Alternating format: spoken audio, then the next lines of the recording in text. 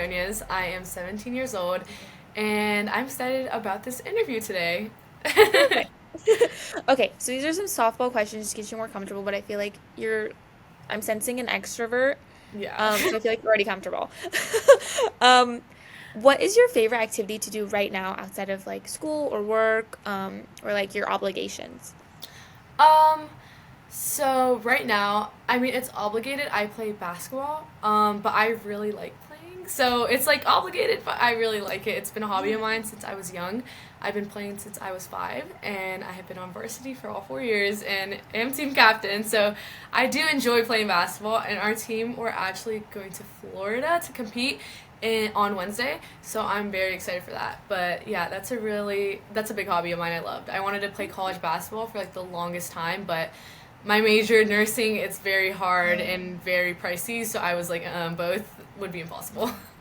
Oh, that's so But cool. And yeah, congratulations, Captain. That's insane. thank Good you. for you. Let's see. What do you feel like is an accomplishment or like personal project, extracurricular activity that you're really proud of working on? I would say, okay, so my college essay, it was very, it kind of described like an accomplishment I like overcame kind of. So this gets a little deep, but what's it called? My dad, I grew up with an illegal dad, so I'm first gen, but my dad wasn't legal in this country up until 2 years ago, I think. But so growing up, I had like a really big fear of him getting deported. Like this, if he took too long at a stoplight, and I was home, and I'm like, why is he taking so long? Like if he took too long coming back from work, like it was just all those little things that would worry me as a child. Because like who wants to lose their dad, you know? Yeah. And so, kind of because of that, I grew up fearing the government, the police, and all of that. And so yeah, I just didn't like them. And also, I kind of grew up like having this hobby of mine. So I have always hated guns. I hate guns. Even to this day, I do not like them. I don't think that they should be handed out to every individual. But yeah, especially like since a young age, I grew up hating them due to like my brother, like he was kind of like involved with them when I was younger, and so I grew up hating them, because like it almost got my dad like like in trouble with the law and all that.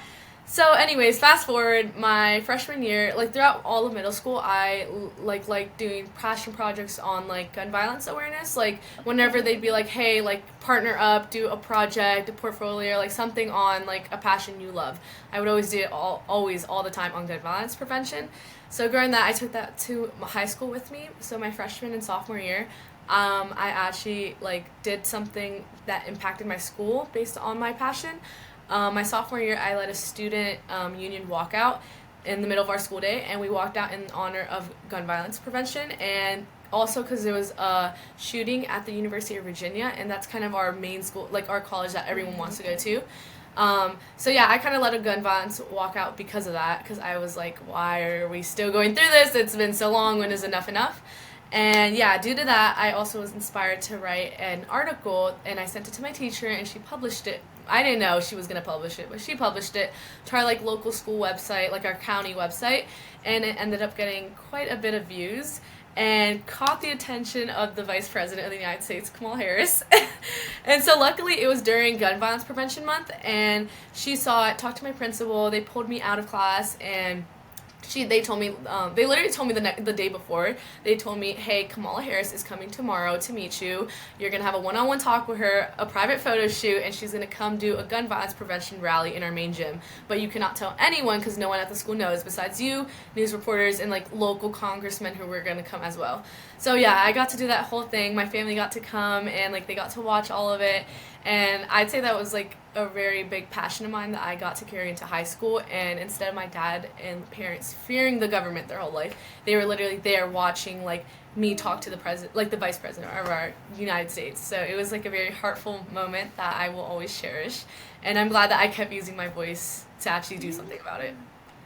Denise, that's the most amazing thing I've ever heard. Like, oh my God, that is such an amazing accomplishment, and to do it with like such confidence at such a young age. Wow. Thank That you. that's amazing. Oh my Thank God. you. I thought you were gonna say basketball again. I'm like, even that's amazing.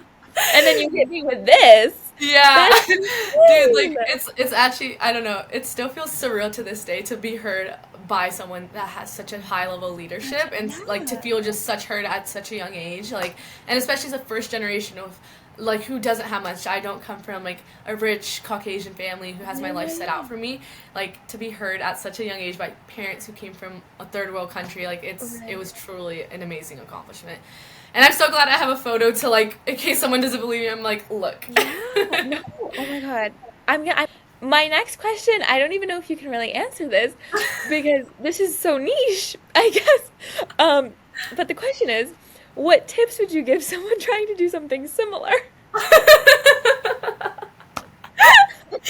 um So I guess we can frame this. I guess we can frame this in a way where it's like in terms of like leading a group of students, taking that initiative, taking on that first step, what tips would you give someone trying to do something similar in terms of like a really is something that they're passionate about? Yeah. I guess I would tell someone who's also like in my position or like wants to use their voice for change and like do something about it to continue not activating, advocating for themselves and advocating for the things they love. Cause honestly, like I grew like when I was younger, I grew up a little timid. I was didn't have the best childhood, like, and elementary school wasn't too nice to me, so I grew very timid, shy, and it wasn't until like in middle school and like early high school I kind of found my voice through like sports and like kind of like leading my teammates. So that's kind of what helped me. But I would just say like getting them comfortable around people they feel comfortable around with, and just continue advocating for the things they love and using their voice for change. Because even though we're young, our voice can be so powerful. Like people will hear us. Oh yeah. Perfect answer. Okay, so I know you mentioned that you are going to, or you want to study nursing. Yeah. Correct. So you can answer this in whatever way feels most comfortable for you or what you feel like is your definition of it. What does education mean to you? Okay. Education is like it's something I did not think was possible for me at a young age. Like freshman year, even sophomore year, me like even through this whole ordeal, I did not think college was even a possibility. So that's why I genuinely think education is so powerful because hello, you can study, you can do all these things and accomplish all these goals, and like the amount of like opportunities this country gives us is insane. And it makes me so sad that like my fellow Latinos, like we don't take advantage of them all, but it's due to a lot of like, personal family lives. Like I know us Latinos are at the bottom of the food chain for being the percentage of being able to go to college. And I was one of those, like I did not think college was even a possibility. No one in my family has gone to college. My older brother, my younger siblings, my older cousins, no one. So my family is like not very used to this whole college thing. Of course they're like, yes, study, but it's definitely gonna be a different step for them because they have never had they don't even know what college is like here. Like I've been like reaching for all these opportunities myself. So I honestly think college and education needs to be more valued because I have some friends who their parents pay for their entire tuition, like literally set their lives out for them, and they don't take their opportunities, and it just kind of it makes me a little angry because me I'm paying for my own tuition, like all this stuff, like looking for scholarships, applying to colleges, like doing the whole steps on my own. Yeah. So I just really wish our education was more valued and not taken for granted almost. Yeah. Yeah. No, great answer. Do you feel like there's like a specific topic or like skill that should be taught in schools that isn't? Um, I feel like a skill that should be taught more is, mm, I'd probably say. I mean, I know we have like speech classes, not speech classes, but like leadership Public classes. speaking? Yeah, public speaking classes. I know Okay. there are public speaking classes, but I really wish it was taught more throughout like middle school, elementary school, and like high Hmm. school. Cause I know like in high school everybody is so timid still, and there's only a few select amount of people that actually like to use their voice for something. And I just wish our education system would involve more public speaking, especially throughout elementary school, middle school, and high school, because like those are skills that need to be taught at a young age, and they're lifelong skills you need. Like if you don't know how to talk to someone, how are you going to get a job? How are you going to make connections? How are you going to network? Like it is Yeah. a core skill you need. So I wish it was like pushed more forward. Yeah. That No, makes sense. I have asked myself that same question. I've said the same exact answer because my first public speaking class was in college. and it shouldn't be like that. Yeah, Like literally. it should not be like that. Hmm. And I remember being like the most nervous wreck. But when I finished it, I was like, oh, I could do a TED talk right now. But I could have done this when I was in middle school or high school, like early on. Literally. Um, So yeah. like if So that was taught earlier, I feel like college students now wouldn't be struggling as much, and it's definitely yeah, something they need to have for like high school jobs and like yeah, internships and like all that yeah. stuff. Also, just like builds character in terms of like Literally. I can carry on a conversation. Hmm. Yeah, It's like you make more relationships too that way. It's beneficial exactly, all the way around. exactly. Um, okay, so I know you mentioned that you're an open book, but again, you don't need to share everything if you don't feel like you want to share everything. Um, so tell me about someone who's left an impact on you and why. Okay. I definitely say my father. I know that's like a little cliche, like your parents, yeah, but like my father has definitely left like a very big impact on to me. I mean, he was my whole entire college essay was Yeah. literally revolved around him. But I grew up with a dad who was always working. Like even though he wasn't physically there sometimes and like emotionally there sometimes, like at my basketball games, like he was too busy working, he couldn't go. Like maybe I needed to ask for rides a lot of the times, and it was like little stuff like that. But he overall taught me to be very independent, and he also always taught me to use my voice for change. And he just taught me a lot of life skills throughout my whole entire life that I will forever cherish. And as long and also he literally brought me to this country, like Yeah. literally hopped on a boat, swam across the seas just to be here. Like he is honestly one of the strongest people I know, like incredibly strong, and it Yeah. has taught me the definition of working hard for every single little thing you want in this world because nothing is free, especially in this country. So definitely him. He sounds like a wonderful man, and he obviously raised a wonderful daughter, so Oh, thank you. yeah. Um, okay, so I know you mentioned earlier, obviously, what shook my entire life. You are very against guns and you're a big activist for anti-guns. So my next question is there a cause or social issue that you're passionate about and why is it important to you? If you want to repeat what you said or like elaborate on it or talk about something new, totally up to you. Okay. I definitely would say, so yeah, our gun, I kind of had my little speech about the whole gun ordeal. That's definitely one of my huge, big, like, our world needs to change right now, Yeah. type of things. But another big one is definitely abortions, because hello, Mhm. our body is our choice, and I have Yeah. always believed that. Um, yeah, honestly, like, I don't understand how our country even is thinking of getting rid of those rights Yeah. because it is our body, it is our rights. It's literally Mhm. completely our rights. So definitely those two things are very big. Like I can always talk about those all day Yeah. long because it's not okay, and our Yeah. government needs to do something about it. Yeah, yeah, yeah, yeah. I mean, you met the president at one or vice president at one point. So I Yeah. feel like, if it could be anyone, it might be you. No, I'm gonna start typing out Just that letter right now. start climbing back up. Just Literally. um okay. So again, you have made a lot of positive impact in your short life because you're only 17. So what advice would you give someone who wants to make the same positive impact on their community? Um, so I definitely would tell them if they do want to make an impact on their community, I would definitely one use your voice for change all the Hmm. time. Your voice is so powerful. It is the one thing no one can take away from you is the right to speak. You can always Yeah. talk no matter what. Hmm. Good or bad, you always have the right. Yeah. Two is definitely using your leadership skills. I think being a leader, like trying to make a change and trying to make a difference in your community, is definitely all about leadership skills.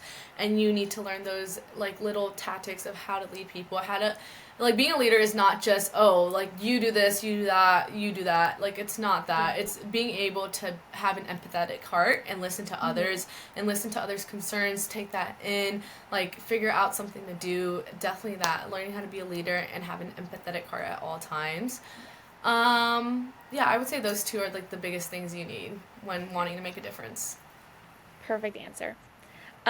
Okay, so this is like the last question. So again, you don't need to be, if you don't want to be too forward. You don't have to. Yeah. I don't want you to feel like, the only way that you're Mhm. gonna get, a scholarship is if you share your whole life.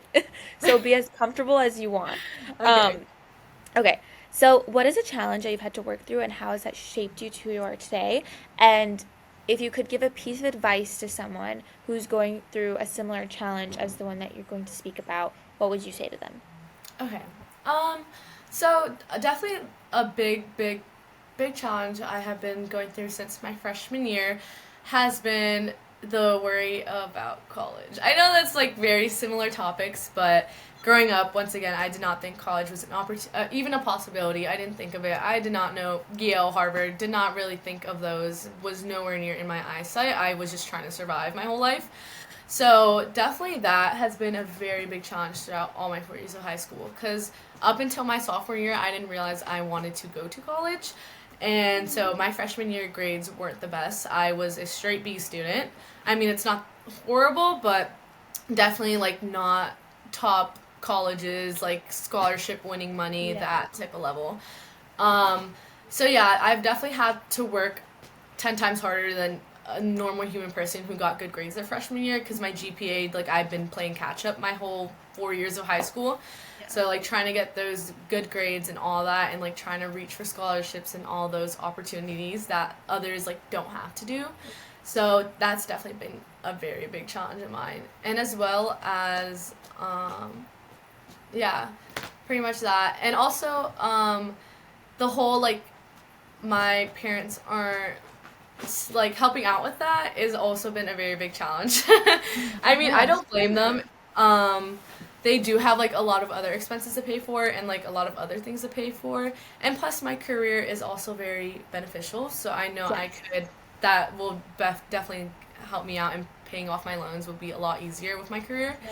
So that's okay. But an advice I would give to someone else who could possibly be in a similar situation is definitely locking in their freshman year and locking in throughout all of high school because our education is so important, and I wish I realized that sooner because if I realized that my freshman year, whew, I would have had a full ride everywhere and anywhere, like, because I consider myself a very hardworking, determined person. Yeah. So yeah, definitely locking in their freshman year and definitely focusing on their grades. And if they're in a similar situation like me, like trying to play catch up and like do all these little niche things in order to help themselves out for college, I would definitely tell them to keep applying for scholarships, continue getting those grades up, continue like reaching out to opportunities, emailing, like just doing every single little thing. Because even though it seems very far reach, it's never that far. It can always be Yeah. done. 100%. Like playing catch up isn't it's playing catch up is very hard, but it isn't impossible. So I Hmm. think that's a good takeaway from that. Well, Denise, I wish you the best of luck and I hope that you get into a million other colleges and have the pick of the litter. Um and I just wanted to leave you with how was this interview? Comfortable? Do you feel good about it? Um do you have anything else you want to share? So I definitely feel like this interview was like the most comfortable interview I've ever had. I'm not gonna lie. I went through a college interview process with this foundation called Posse. I don't know if you guys know what that is, but basically they give full rides to under like privileged kids and minorities and like first gen students. I did not get it, but the interview process was definitely like a lot scarier than this one. This one was very calm. Like I got to share a lot of stuff that I wanted to share, and it was very, I don't know, it was very comfortable. I loved it. Yeah. I Yeah. try my best. I try my best. Thank you. Um, yeah. Hey YouTube, if you enjoyed this person's story, don't forget to subscribe below to hear more from our inspiring youth. If you want to apply for our Storyteller Scholarship or get more involved in our organization, click the link below to apply. Thanks for watching!